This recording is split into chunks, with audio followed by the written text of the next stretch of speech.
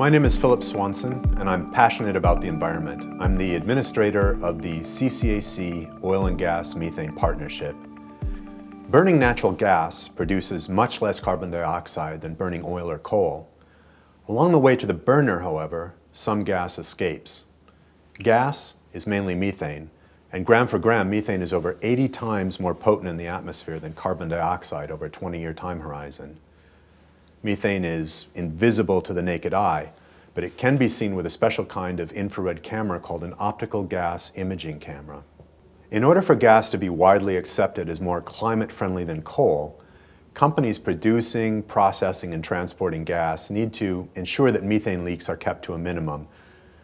Unfortunately, the oil and gas sector is generally considered to be the largest man-made emitter of methane after agriculture. There are potentially thousands of points in a field or plant where emissions could occur. One recent study suggests that worldwide about 3% of produced gas was emitted to the atmosphere in 2012. That's equivalent to the production of Norway that year.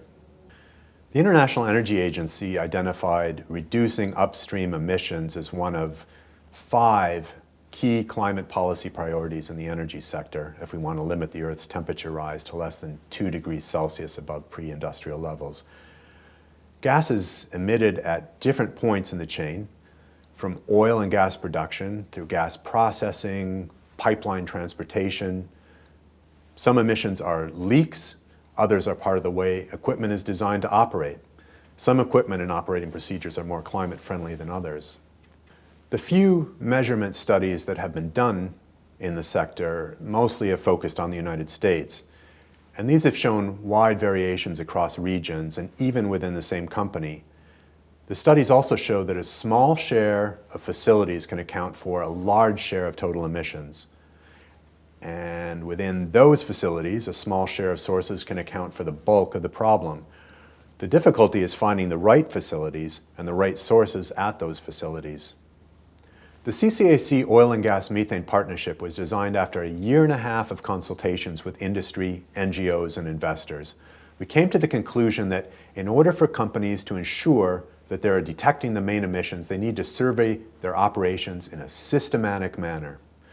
The initiative was designed to provide companies a systematic approach for detecting and addressing their methane emissions, and just as importantly, provide them with a mechanism to demonstrate this to stakeholders. This is done through the public reporting requirement. The last point is important. Some companies, they feel that they have the problem under control, but they're looking for a way to demonstrate this in a credible manner.